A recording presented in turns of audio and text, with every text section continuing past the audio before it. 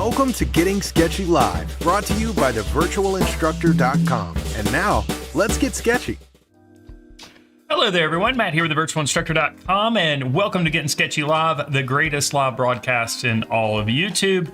Thanks for joining us this evening if you're watching this live, or if you're watching the recorded version sometime in the future, of course. I'm glad to have you along for this adventure that we're getting ready to go on. I'm really the one that's going on the adventure, and you're going to be the one watching my adventure. But along the way, I'm going to sprinkle in some drawing instruction, and of course, Ashley will be helping me do all of those things as well. And Ashley's joining me as normal right over there. How are you doing this evening? I'm doing great. Thank you for asking, Matt. And I'll be watching Matt's adventure with you, so we can do it together from the comfort of our own seats. Actually, I hope you'll draw along with him. His materials aren't exclusive. Most people have these types of materials, and then you'll be on an adventure, and I'll be the only one watching. So, see what happens. Yeah, absolutely. Of course, you're encouraged to draw alongside of me. Maybe not during the live broadcast, but maybe during the replay, so you can pause it and everything. For those of you who are new to this, what is Getting Sketchy? Well, Getting Sketchy is where I or Ashley, we try to create a drawing for you guys inside of 45 minutes. We'll have a timer up and everything. And the point is for you to watch us sweat, and also for you to learn and apply what you learn to your own drawings and paintings. So far this season, all we've done is drawings. Ashley's only done one drawing, and this will be my first drawing of season 15. This is actually season 15 of Gettin Sketchy. So if you're just watching this one for the first time, go back in the YouTube channel and find all the other seasons. Every season, we do 10 drawings, and then we also have a critique show at the very end. So each season has 11 episodes.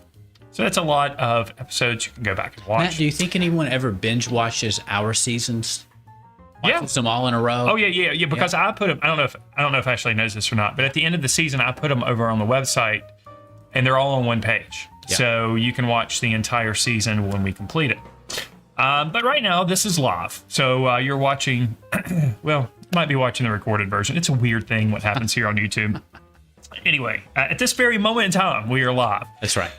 So I'm going to be working from a photo reference this evening, and if you want to find that photo reference, you can find it over on the post section of the YouTube channel. So to get to that, you can click on the little icon of my face in the lower left-hand corner underneath the video, and that will take you to the YouTube channel. If you haven't subscribed already, subscribe while you're there, and click on the notification bell and all that stuff. And then look for the post option. There's a menu in the middle of the screen that says post. Click on that, and the top post will be the photo reference that I'm working from, along with a link back to this video, so you can come right back. I am going to have the photo reference up during the broadcast, so if you want to just save that little tidbit for later, you can. Also, listen, guys, if you are serious about your drawing and painting, then you need instruction. Instruction is the fast track to get you from where you are now to where you want to be. You need to rely on instructors. You need to rely on people who are more experienced and people who can help you along in your journey. And of course, you can do all that over at thevirtualinstructor.com. We have a very extensive program that includes all of our drawing and painting courses, and we cover every medium and every subject matter you can imagine. Portraiture, landscape, still life, almost every animal you can imagine too. We covered so many things. Every medium that you can imagine is covered there as well, including a lot of mixed media. We do those courses. The courses include step-by-step ebooks as well as instructional videos. We do weekly live lessons and classes, which are an hour long every week, where we do more developed, fully finished drawings and paintings. And there's also a year-long curriculum for visual arts teachers that includes all of the resources you need to teach. So if you're a visual arts teacher, you ought to check that out. Really, all you need to do is go into your classroom and push a few buttons and take attendance. It's that much information. Also, we do weekly critiques as part of the Members Minute, and I'm shocked by the number of people who ask me. They think that once you become a member, you have to buy the courses on top of that. And that seems crazy, but apparently there are other art programs out there, which I've just learned recently, that are doing that. Wow, the membership is just to gain the right to access them. That's the right to buy. That's absolutely crazy. Sounds and like Costco. we would never do that. So the membership program includes all of our drawing and painting courses, everything we offer. Last count, which was a while back, there was over 1,500 premium videos. So that doesn't include all of the free videos that are on the site as well. So if you want to check that out, there's a link in the description below. I also had a QR code up there on the screen you could scan. That would take you to the page to join and to learn more about the program. You really ought to check it out because it is very, very inexpensive for all you get, and it really is quality. I've spent the last, let's see, I think I started the membership program in 2009 or 2010, somewhere in that area. So that's 15 years worth of art instruction videos that I've made in ebooks. So there's a lot to explore there. All right. Also, if you have any comments about this video, leave them in the comment section below the video if you're watching the recorded version. That helps the videos out, apparently, on YouTube, and love to get helped out. Also, if you're watching the live version of this tonight, there is a chat box. You can post comments and questions. If you do have a comment or question that's specifically directed at Ashley or I, if you'll use our super chat function, that will get your comment predominantly displayed. It does cost a little bit of money, but that goes to help our channel and keep us doing this kind of stuff. I know that this show is very popular with you guys, and it takes a lot of effort and a lot of mental, what's the word I'm looking Preparation. for? Mental preparation, and also not just preparation, the process of drawing in front of all of you guys live. It's taxing to do it live. It's taxing. So your support would be greatly appreciated. All right, I think that's it. Let's see. Are we ready? I think we're ready, yeah. We've got folks here, by the way, from Australia, North Wales, North Carolina, West Virginia. So if you've got a directional in your name, then tell us where you're from. Yeah. We used to do that at the start of every show. There are people from all over the world watching, people from all different time zones. That's what really impresses me, is that some of you guys stay up really late to watch live. Or get up really early, too. Later than I can stay up. Yeah. Well, all right. Well, I've had a long day. I'm battling allergies or a cold or something, and I'm getting ready to spend the next 2 hours drawing with pastels. Of course, the first hour is sprinkle a little this show. pastel on top of those allergies, and maybe it'll cover them up. Right. The second hour will be me continuing the live lesson series that I'm doing here, where we're drawing a dog with pastels. All right, enough of that. Let's go ahead and switch over.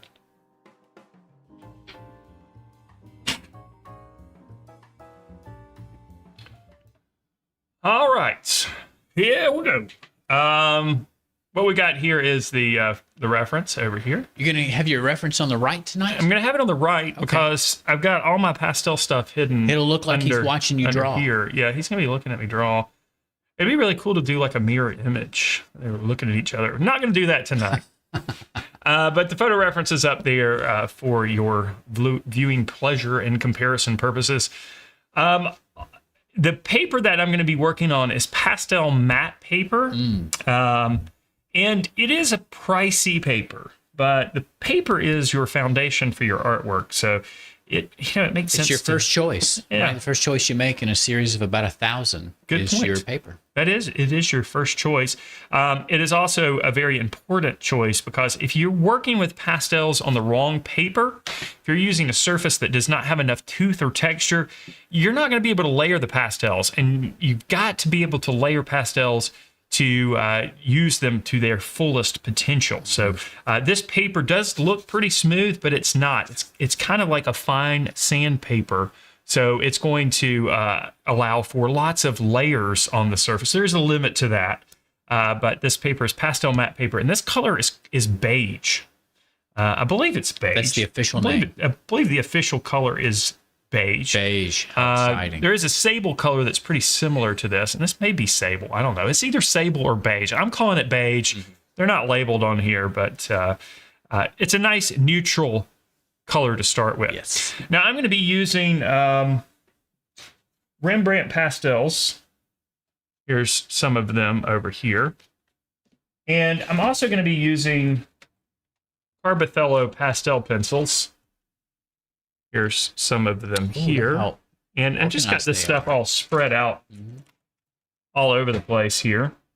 We're going to start things out by sketching the bird very loosely with a pastel pencil, with one of the Carbothello pastel pencils. This is a color, the color of the pencil looks pretty similar to the paper. Notice that. But when you make a mark, you'll see that it's a little bit lighter. So this is kind of a lighter gray. And the reason why we're starting with this instead of like a graphite pencil is because graphite can sometimes be hard to cover with pastels. Especially how much might be pulled off of the tip from the tooth of that paper. Right. So I'm going to be doing everything with pastel right from the beginning. All right, let me just check and make sure that we've got the timer set up on the secondary camera. And we do, as you can see there. I just had to check that before we start the official timer. That's right. Because if I didn't have the timer pulled up on that page, and then I switched over to it, It would throw off. it would your game. reset the time. Oh. So No cheating. Usually I'm the one that cheats because Matt has the buttons. Yeah, So I he have the never buttons. starts drawing before he pushes the button. But I always Right. try to get a little head start. All right, well, let's see. I think I'm going to take a sip of water before we go there. And Barbara Ann, I know, it's in my head now too. Is there a drawing reference? Yes. It's right there. And it's also on the post The page, post tab. post tab on the YouTube channel. Brent Boyer, All right. 79, says that when he was teaching a few years ago, he used your lessons in the classroom and that his students were able to understand you way easier than him. Well, thanks for that, Brent Boyer. There's a guy in the area that's a famous race car driver named Clint Boyer. Ah, And so when I saw the Boyer, I was like, it's Brent Boyer, not Clint Boyer. maybe it, yeah. It's, And we have a super chat already. This is going to give me more time to procrastinate. This is by Maureen Sitch. And she says, love your show and method of instruction. So thank you for that, Maureen. We really appreciate that, of course. So we play the somewhat creepy, but also somewhat kind of entertaining cheer. that's what there we for look you. like when we talk to each other. Yep. All right, here we go. Timer on 45 minutes. Go. All right, the first thing I'm going to do here is I'm going to try to figure out how far down from the top of the picture plane the head starts. Oh, by the way, this is 5 inches by 7.5 inches, which is proportional to the reference photo. All right. And it looks like the head is almost in the center, so that's a good place to start. Then from there, I'm going to start roughing out a shape for the overall shape of the bird, looking at the edges of the picture plane for comparison, looking at the negative space that happens out there, see if I can get that as close as to accurate as possible. It doesn't have to be perfectly accurate. Right? Just you want to get it kind of close. Nobody's going to see the photo reference of the bird. You important guys to are, remember. but Right. if It's you just a are tool. if you were drawing your own drawing, of course, nobody's going to see that. Doesn't have to be perfectly exact. Now, Nobody I drew knows this little bird line right here. personally. What's that? No one knows this bird personally. Well, no, maybe they do, maybe they don't. I drew that little line right there to give me an indication of where this little part comes in and then back out. So I am just trying to use as much information as I can gather from the reference. Now we have another super chat. It's All from right. Celtic Peasant 9753. Absolutely love your membership, Matt. I've been with you a long time now. Oh, very good. And of course, we got to do the cheer for that. Turn that cheer off, or it will come back on when we switch camera angles. And it looks like Brent knows Clint Boyer. Oh, he does. Knows who he is because he mentions that he spells his name differently. Oh, okay. So if you guys are related, it must have been a long time ago. There's a few different spellings to my last name. most people know who he is. He's a pretty famous race car driver. I mean, if you're into NASCAR, This is NASCAR country around here. That's right. So it's NASCAR stuff and NASCAR people is pretty commonplace. One of my friends actually used to work on a pit crew for quite a while. Oh, and somebody is calling the virtual instructor right now. You remember when that used to happen all the time? I do. It was somebody that would call every time we were live. I don't know if you guys can hear the phone ringing in the background, but it's ringing. Somebody would call every time we would go live. I don't know if they thought that was funny or what. So if it's you, nobody's going to pick up. If it's you, you won. You won. You know who you are. All right, so just trying to find the shape of the body here. There is a little, and I feel like I may have drawn this bird before, not with pastels, but with a different medium. You've drawn so many birds. Drawn so many birds. They may start to look alike. Now, I did edit this photo a little bit. I did use the dodge tool up along the top and made it a little bit lighter. But you didn't add the color in on top, right? No, just making it lighter made it turn more blue-green. I gotcha. Yeah, and when you use the burn tool or overuse the burn tool, it starts to turn red or red-orange sometimes. Well, it depends on the color, yeah. Now, did you crop the composition any? The original photo? Oh, yeah, yes, I did. I did crop. Notice the bird's body is just offset from the center a little bit. A bit, yes. I like how the bird is slightly on the right and he's looking towards the left. I like to have a head turned towards the greater amount of empty space in an animal portrait or a portrait of a person. Yeah, you just want to make sure you got some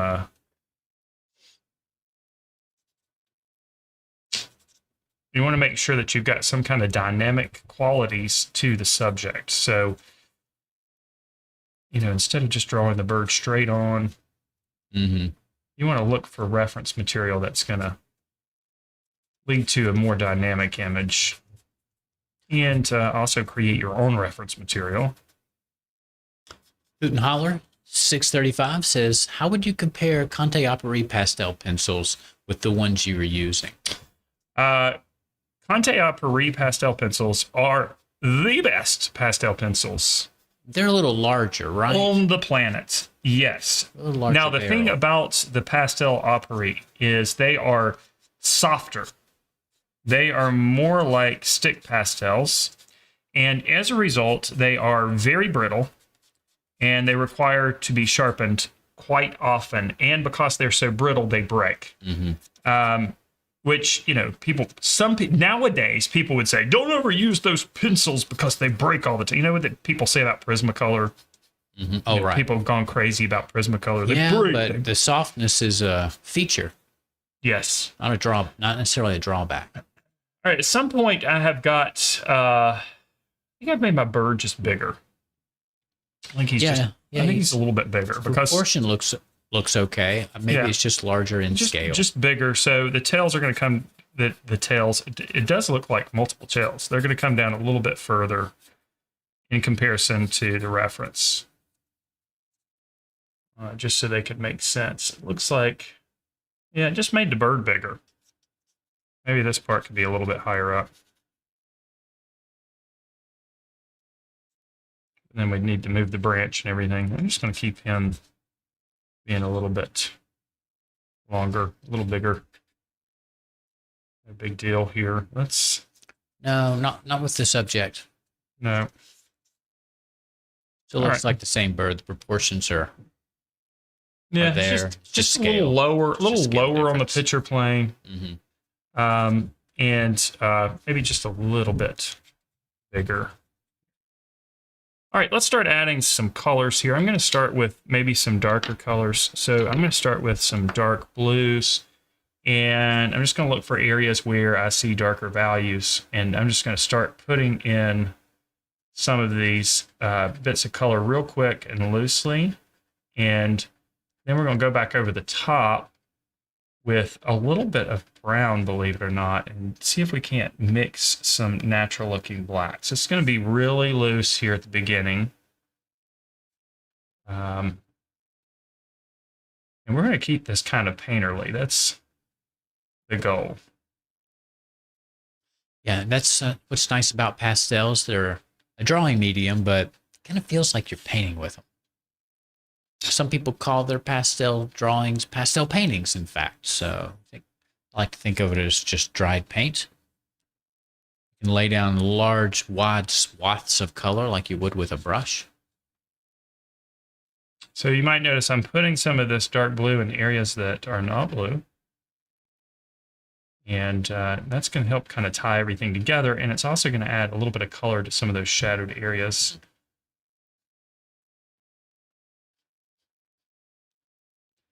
I'm using the side of the stick as much as possible. So I'm not using it like a pencil, just using the side there. All right, let's go back with a little bit of dark brown. Let's see, which dark brown do I want to use? I'm going to use this one here. And we're going to start getting a little darker here. This is going to give us some richer darks. Sue wonders if most people wear masks when using pastels, due to, I assume due to the dust. And interestingly, pastel matte paper is a little less dusty, right? It's a lot less dusty. It holds on to the medium. So that is another, Matt mentioned it's a more expensive than most of your other paper options for pastels, but does keep the pastel where it belongs. So you can go sans mask. In fact, and of course, I've never worn a mask working with pastel.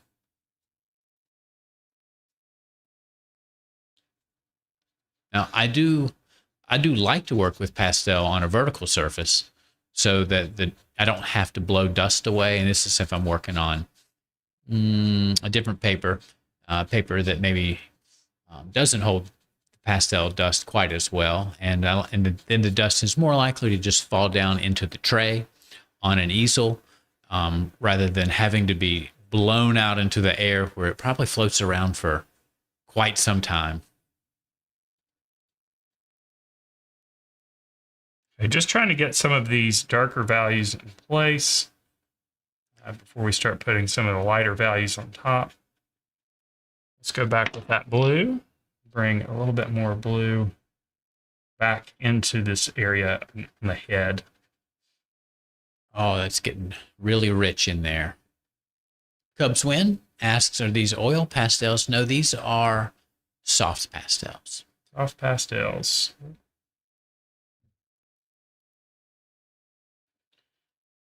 And oil pastels would behave a little bit differently.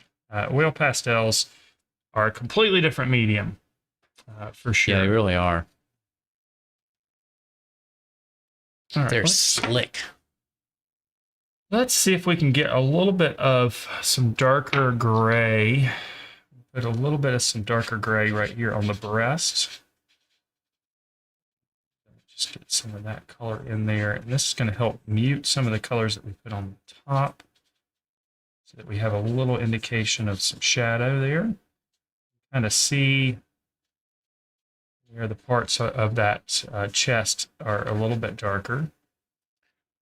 Boyer's wondering what that blue was called. Do you even know what that blue is called? No, these colors don't. They have names on the paper, but it's torn away. The paper is like gone. You know, I take the pastels out of the paper for the most part. Some of them still are in the paper, but and they basically name the colors in terms of color theory anyway. So they're not going to be like a brick red or anything, you know.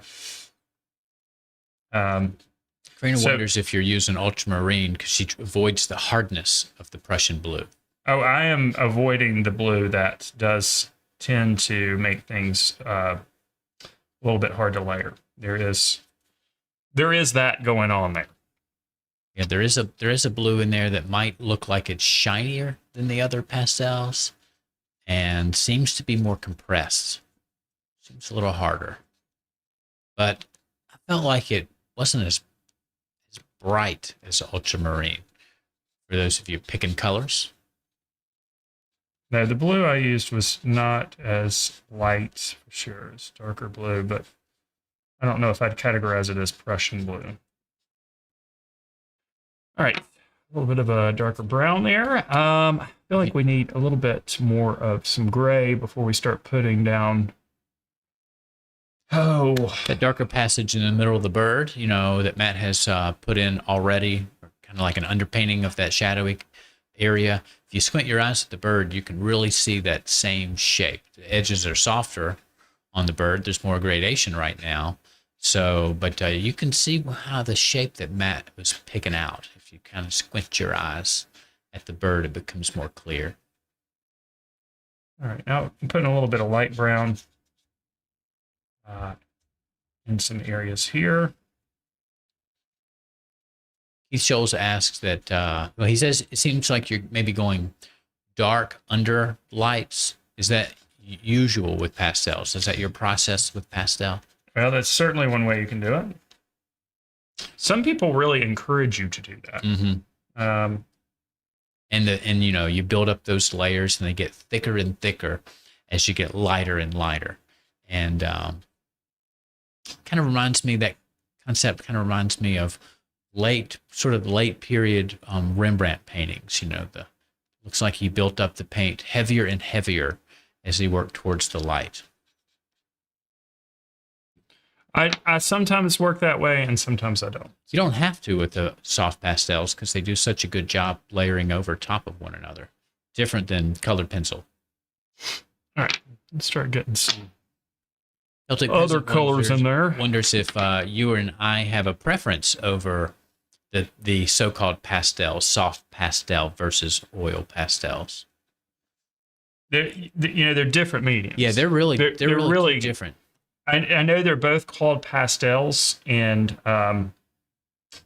they can be real confusing, but they're extremely different. I like to think of soft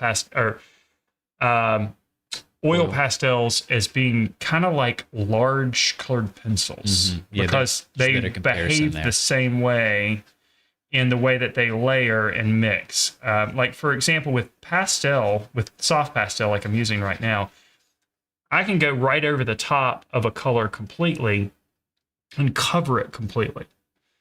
With colored pencils, that's a little bit more difficult to do. With oil pastels, it's the same. It's a little difficult to do that. So they behave differently. And I do have a video. Big surprise. One of 1,500. Right. I do have a video on comparing oil pastels to soft pastels on YouTube. So it's on the website too. So if you want to dive a little deeper into that, you can. And it'll tell you all the differences. A little bit of dark brown here. And why they're so drastically different. Enrique asks, can I correct the drawing with a common eraser? With pastels? Yes. No, there's no erasing in pastels. You have to cover. So, like if you go sort of broad, you can reshape your contours with the background color. Right. Like you would with which is what I'm planning on doing. Paint. Yeah. So I will frame out the shape of the bird a little bit more towards the end. Like I need to go a little bit further inside here. I mean, if you put down a little bit of a color and you don't mean to, I guess you could lift some of it.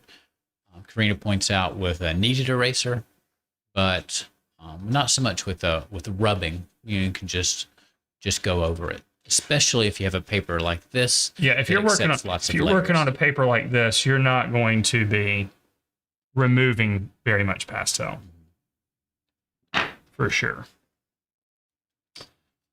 Brent Boyer says he's going to make a virtual instructor shirt that says, I have a video. Yeah, Matt needs that shirt and he can just point to it. He can just change the camera and point to it. Yeah. There are a lot of videos. All right, let's see. I kind of like that orange. It's a little stronger than it's in there, but So again, I'm trying to keep this painterly and loose. Not worrying about controlling the medium too much.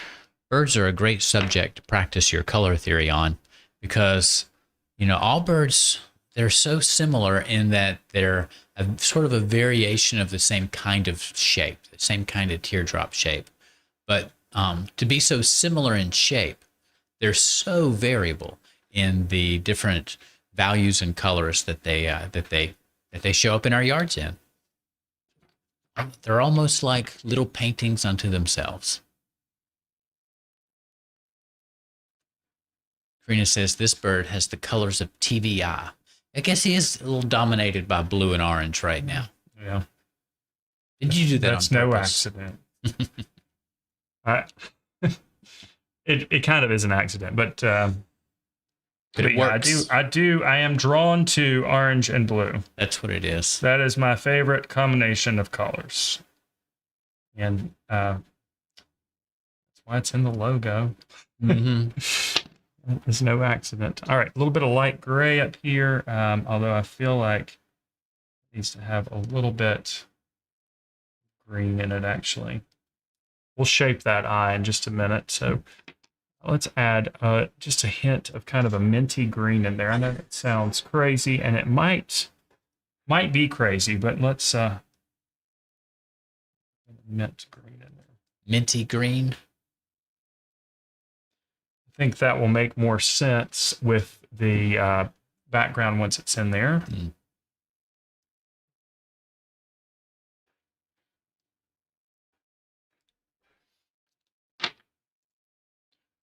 Let's get a little bit of yellow in here.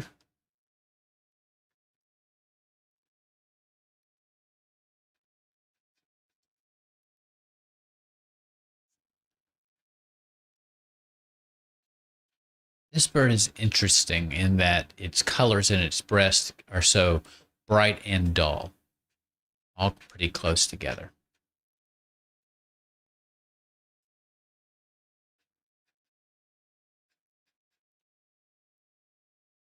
Yeah, it's light values, but they're subdued by the shadow, seems like to me.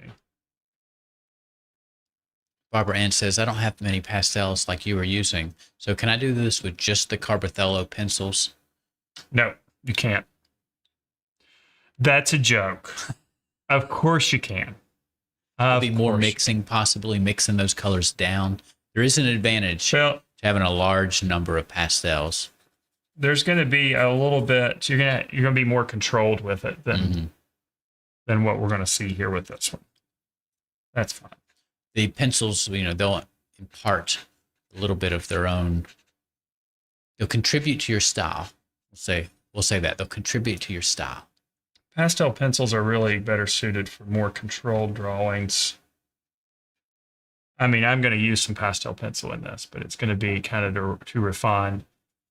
I like that yellow going in there. Stuff happening on the head. All right, let's see here. How much time we got? 24 minutes. 24 minutes. Let's switch over to this camera and see what it looks like. See Do some you of feel the like more this truer camera colors is here. better in terms of its color accuracy? Yeah, more truer colors. Reaching around here. And Cub Swin wonders, do you watercolor as well? Yes. Boy, you guys must be brand new to the channel here. Now there is more Are drawing. they asking about for Gettin Sketchy? On Gettin Sketchy, but yeah. Matt has been doing more watercolor in the last few seasons than early on. I just released a new watercolor course. Yeah, and then when it comes to what's on TVI, tons of watercolor. Yeah, there's now 3 courses on watercolor, 3 devoted courses on watercolor, and I don't know how many live lesson series, which is what most people would consider a course. Yeah, well, they go up to 10 videos. Each lesson series. Right, each lesson. Very often 10 videos or close to it. Occasionally 11. I think your peacock was 11. The peacock was 11. I broke the rules on that one. Broke his rule. Charles says, love this camera angle. Thanks. Everybody does. Everybody loves it. I say that like I hate it. And I don't hate it, but you see, this part is in focus, and this part is so blurry. narrow. I mean, the difference between those two parts of your paper from the lens is probably a half of an inch. It's because it's a film lens on the camera, and that's what makes it look so good. And I know that I've been talking for a while about how I need to make the overhead camera the same type of camera. And I will one day, I promise. But the overhead camera is great for zooming in. And it's got a great zoom. Its automatic focus is really good too. So they both have their pluses. Right. Yeah, Cubswim says he is new to the channel. He just found you. Oh, well, great. That's fantastic. That's Welcome. Why. Glad you're here. Yeah, I'm glad you found us here. Well, go check out the website over at thevirtualinstructor.com. There's a link in the description below, and you'll find all kinds of stuff over there. And plenty of examples of watercolor if you're interested in learning more about watercolor. Kind of a lighter blue there on the back edge. Let's switch back over here. Barbara Ann is curious about the paper size and how much paper is behind the tape. So the picture plane is 5 by 7.5. And then I'm not sure about you, Matt. I always add a full inch to that and tape over, which I end up taping over a half of an inch. And then the inch wide masking tape is able to also tape down to a surface a half of an inch. So if you're cutting paper and you want to frame it out the same, what I would do, and I'm not sure how much you have under there, I would cut a 6 by 8.5 and then measure off a half of an inch from each side for my tape. I actually have a lot of extra paper. Yeah, I was trying to see. I don't see an edge to your paper. You've got paper extending beyond your tape, don't you? Yes, okay. by a lot. Okay. Just because I didn't cut the paper. I see. I just marked out the space here. All right. Let's see. I think, are we ready to start adding real light values? Getting a little bit more control. There's that super bright contour on the right and bottom of the body. Yeah, that's right here. That's what you're looking at. Let's go ahead and add that. Are you using a yellow? Is that just a very light? This is a very light yellow. Not white. And it's kind of hard to get into the tooth there. Huh?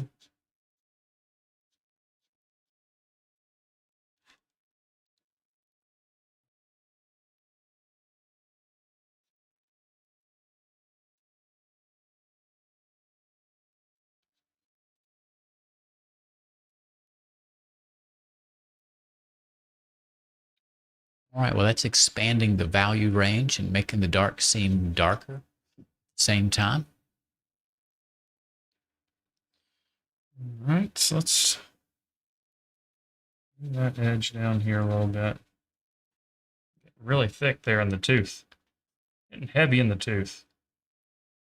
What is that when people say that? Long in the tooth. Long in the tooth. Means you're getting older. Getting long in the tooth there. But I guess that means you've been eating a lot of soft foods, not wearing those teeth down to keep up with your gums. Whatever that we means. do eat soft foods. I saw an interesting illustration somebody had done of, they had drawn like a early humanoid, like a Neanderthal, you know, and they had a small brow or a short brow for where their brain would go, right? And they had these really wide, muscular looking jaws. And then they drew a person that looks more accurate to, you know, just an average human. And the jaws weren't quite as wide, and the cranium was a little bit larger. And then they drew what they believed would be the next iteration, and it looked exactly like an alien. And, you know, when people draw alien heads, they have little tiny thin jaw lines and really big cranium. So, and I thought it's funny, to see those three drawings in a row. And then I started wondering about how we cook our foods, and they're so soft nowadays. Is there a shrinkage of jaw muscles? Just an adaptation, because our foods are softer, maybe than they would have been thousands of years ago. Are they? I don't know. Thinking about some, just wonder silly things. Some crazy stuff there. Right. Let's go with a little bit of light green along this branch. We got 17 more minutes. We got plenty of time. This is a light yellow green. Now, for one, I eat beef jerky. I like beef jerky, and it's a little bit of a workout, a little bit of a jaw workout. The real stuff, not your processed beef sticks and Slim Jims, things like that. Well, that's beef jerky too, isn't it? No. Oh, no, it's not not Slim Jims. It's not dried out in a hydrate. I used to make beef jerky. You put it in a food dehydrator, just dry it all out real good till it's like hard, like the bottom of a leather bottom shoe, and you just got to really give it the business to chew it up. Give it the business. That was a long time ago. It's like decades ago. What I really need is a dark, warm gray. This isn't as dark as I need it, but it is a warm gray. I just need a little bit more variety breaking up this breast here. A little bit more variety in the color.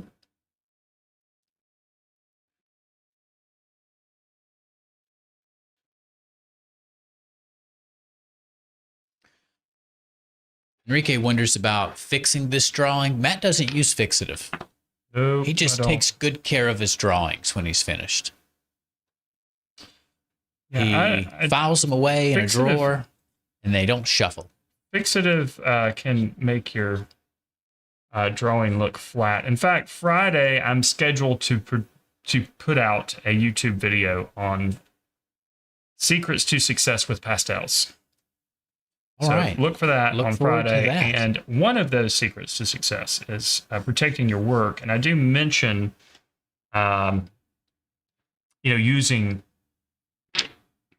using some sort of fixative. Mm-hmm. But I don't really do that. I have a post on the site about fixative, but I think that was part of the Members Minute. I don't think that is a... Is that a little green?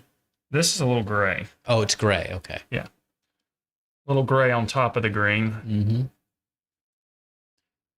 Mm-hmm. I just want some stronger little pops of orange here before we The best way to preserve your pastels is actually to mat them and then frame them behind glass. But of course, that's pretty involved. And for sketches, you may not want to do that. But what really destroys pastels is other papers laying on top of them and just shifting over time. Like if you work in a sketchbook, maybe you've noticed pencil drawings get a little fuzzy looking in a sketchbook because of it's that subtle shifting of paper over and over.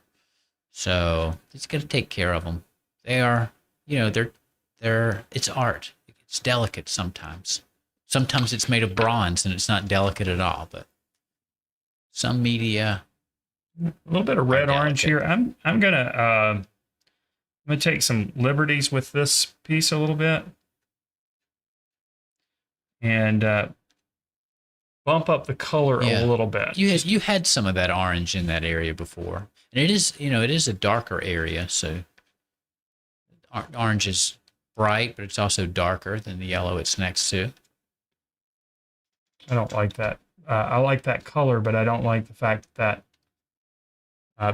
stick is behaving like our notorious blue. So a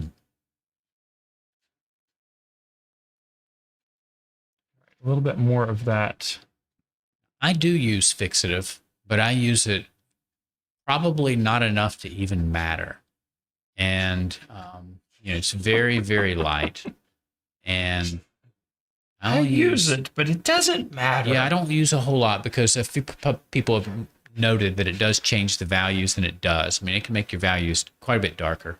And, sometimes I see people way overused fixative, and it actually can make a charcoal drawing look shiny, and charcoal should never be shiny. So I just kind of mist final fixative sometimes over pieces, and usually not pastel, usually just over charcoals from pretty far away, like more than 2 feet away, at least 2 feet away.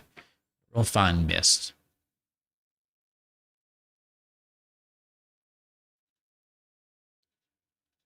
This looks like a white, but it's actually a really, really light yellow.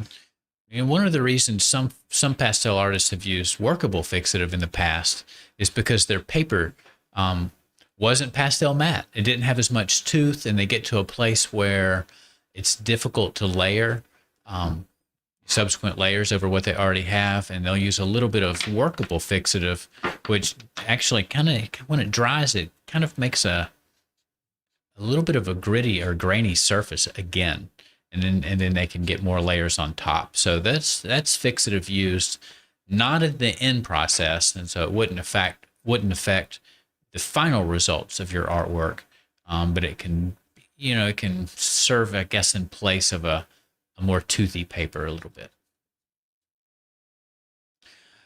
Karina asks, are you using an orange or more earthy orange color? Those are pretty orange. Yeah, it's pretty pure. Not very earthy. Find these talons again, and then do some work around the eye and develop the focal point a little bit, and then we'll kind of put some information around the background. Jump in the back a little bit.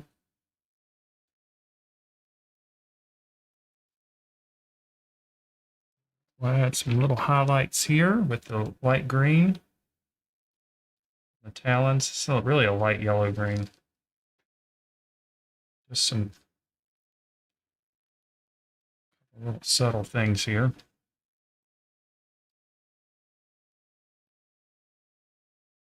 Then there's a hint of kind of a red-orange right on the inside of the leg here. Make that stand out a little bit more with a stronger mark. And that'll contrast the blues and the oranges up there. All right. Ooh, I never used this color. Like that. Looks like cadmium yellow dark. Just a little bit more variety. Kind of. Ooh, where else can I use that almost like color? a yellow orange. Let's use that down to the side here. I like that. All right. Wish I would have found that earlier. Okay, let's do a little bit of work around the beak and the eyes. And we're just going to kind of refine this a little bit. So we're going to kind of bring an area of focus in.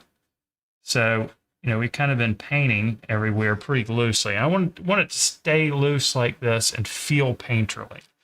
I think we got that, but we also know that our eyes are going to be drawn to the eyes. So we're going to put a little extra detail in this area. So I'm going to go ahead and put a couple highlights here.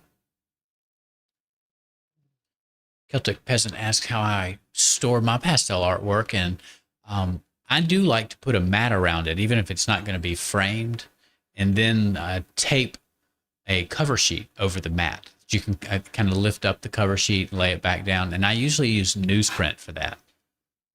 So it's got a piece of newsprint a lot of times over it, so that if something slides on it, it's going to slide on that newsprint that has a piece of tape on it, so it's less likely to move. And I have a video Speaking of a shirt, on how to store your artwork. And in that video, I talk about storing your pastel art. I show you where I store my art, where I store my pastel work. All right, a little behind the scenes peek if you watch that video. There's also a studio tour that also shows that as well. So I am using a black pastel pencil, and I am very cautious with using black, but I've already got some color down. So the color, the black that I'm adding is going to mix with the colors that are already down. Using kind of a medium touch so it mixes some. I'm actually doesn't kind of totally using a cover. heavier Pretty touch heavy. because there is a lot of pastel material on the surface. And I'm just adding a little extra detail up here because this is going to be the focal point, right? So I might add a few more little splashes of color on the body here before we wrap this up. But all right, there are a few little whisker type things that are coming off of that, but we need to add that after we add some hints in the background because it's going to overlap. I'm going to use this white pencil and pull some of these little whisker type things away from the eye. Here, and just maybe a little bit more refinement of Karina mentioned that directional stroking. all singing birds have 3 toes on the front of their foot. I had no idea. All right, 3 toes. Yeah. How many toes do ostriches have? 2? 2 toes on the front? You're asking me? Yeah. I definitely don't know. You ever looked at an ostrich foot? Boy, it is dangerous looking. I remember being a lot of time looking at an ostrich. Captivated by ostrich at the zoo a few years ago. All right, they're so powerful. Let's put in some colors in the background here, and this is just going to kind of be a little bit of a hint of what's back there. I'm going to put some green right there. Let's put some lighter green in there too.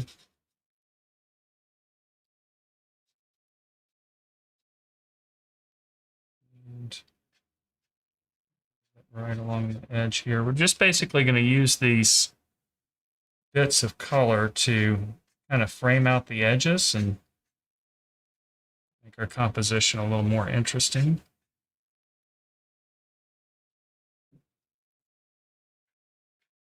It's actually more of a bluish green up there.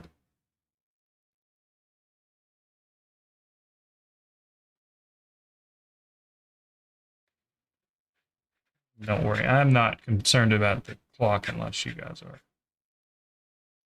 Certainly not. I think you've made good time on this bird. Yeah, but there's only a few more minutes left. True.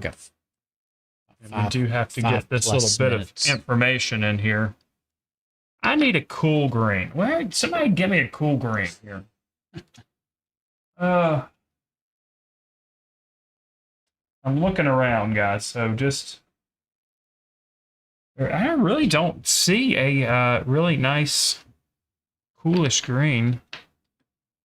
I've got this minty green up here. Yeah, that's what you used under the neck a little bit, I think.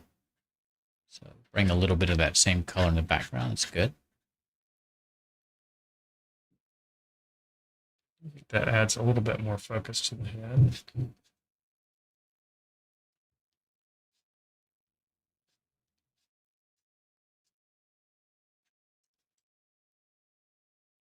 Matt, do you want to know what kind of bird this is? It's isn't it like a something teat? Nope. Brenda says close, I guess, in a way. Oh, no. Brenda says it's a Tickles Blue flycatcher. Oh, okay. According to her phone. So she's used a phone ID. Oh, okay. That's cool. A friend of mine just told me about an app that you can download that when you walk around, it'll tell you what bird is chirping. It does it by sound. It does it by cool. sound. Well, I'm going to have to download that. I haven't tried it yet. Yeah, I'd like to try that. I've got to the point where that says enter your email. You're like, wait a minute. Free app. It's a free app, apparently. It only costs you lots of spam in your mailbox. Yeah, not necessarily.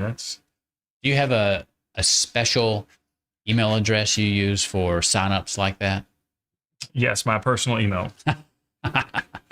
No, because I think that's ridiculous. Since I'm one of those people that send emails out. That's right. But I do not send spam emails. But as a result of all the bad spammer people in the world, my emails get caught in filters. Yeah.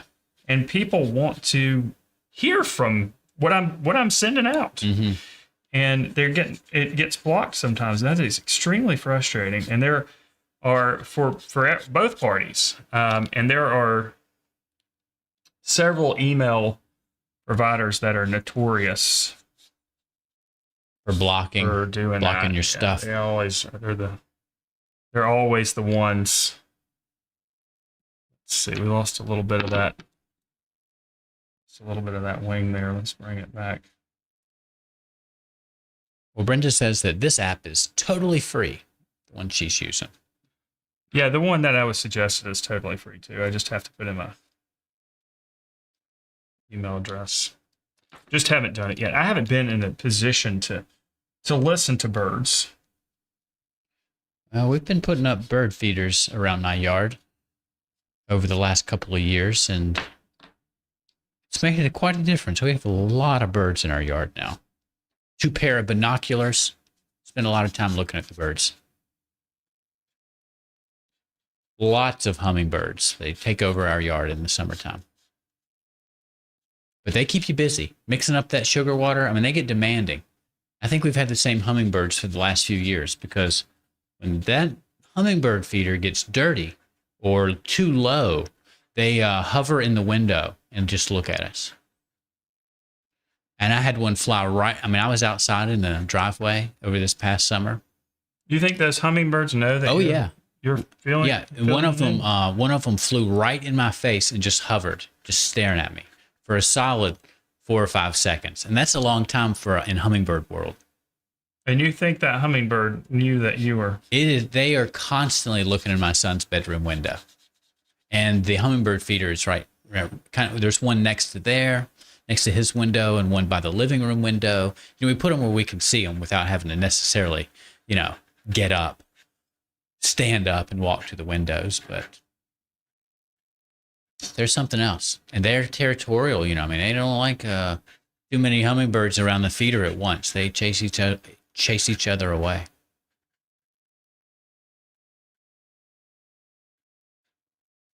But they've become a lot more interactive in the last year, over the past summer.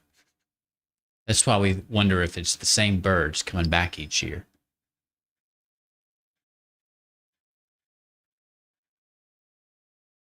Okay. I wish I would have kept the background a little bit more minimal, but Lord Engine mentions the hummingbirds in California. I think I've heard that California has the most hummingbirds of any of our states, or maybe the widest variety of hummingbird species migrate into California. So, and of course, tons of varieties in Central and South America. You know why there's so many? Oh, this isn't going to make sense. Never mind. I was trying to make a joke, but it would have. It doesn't work. It doesn't work because hummingbirds don't eat nuts. You can figure that one out if you want. All right. Let's add just a couple more pops of blue up here and kind of just make the edge stand out a little bit more. Oh, yeah, that's looking good up there. Then we'll add the little whisker things. We'll be done because it says time's up. You've kept this very painterly. Lots of clear strokes in there. Painterly, definitely painterly. I feel like my background needs to have more areas of dark value, but maybe a little bit right here. I just feel like I'm kind of losing the edge of the bird in areas, and would prefer not to have lost it.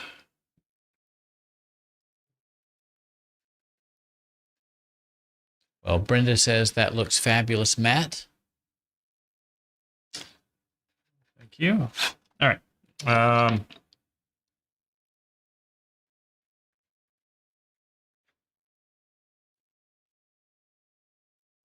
That kind of gives you indication of green life behind the bird. All right, let's pull out some of these little... Give it a place to live. Whisker things here. I guess those are just really thin feathers. Yep.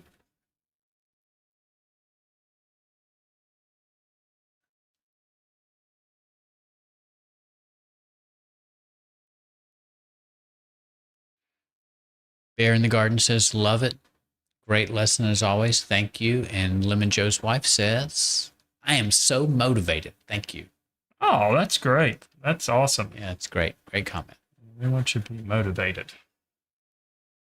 Motivated to make great artwork.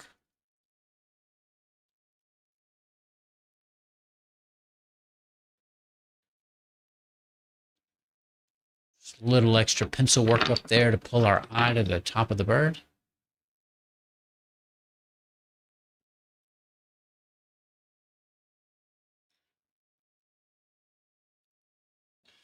Well, don't want him to look like he's wearing a little toupee. Kind of looking like he's wearing a little toupee up there. Knock back some of those marks. Yeah, add some more marks of texture here. Okay, that's a little less toupee. All right, so I'm going to add just a couple of like really loose marks, like a blue bit that kind of just comes out there, and we're just doing this to add just a little bit more life, kind of softening the edges a little bit. Mm-hmm. A little bit of a stronger mark down there, and let's let some of this really great orange. Is this a really great orange? Let's let it just come out a little bit further. Makes them look soft.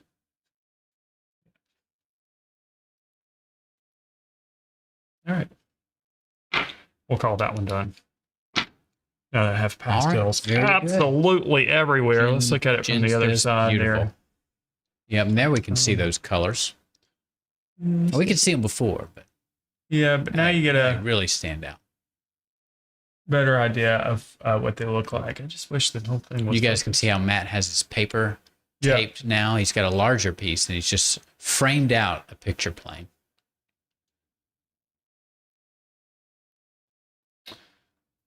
All right, let's switch back over here, and I'll take the tape off. And not that it's going to matter much, but because we've, I didn't go all the way up to the edges. Yeah, you just hit the picture plane's edge in a couple spaces, but and definitely the branch. PastelMat paper is really not likely to tear. So tough stuff. You can be a little bit more liberal with it when you're pulling it off. Says, there. Excellent Boyd. Oh, excellent Boyd. Thank you. Excellent Boyd. Oh, okay. I see the spelling. All right. Well, that's it. Let's go ahead and switch out over there. Thank you guys for your comments. I see your comments there. Thank you so much. We'll switch out over here.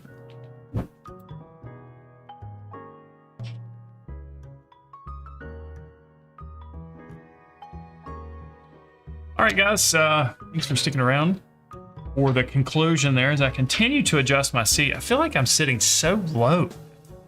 Yeah, because you shoot yourself up to draw. Yeah, I shoot myself up Last week, you nearly got yourself into the ceiling. It was a speed jump.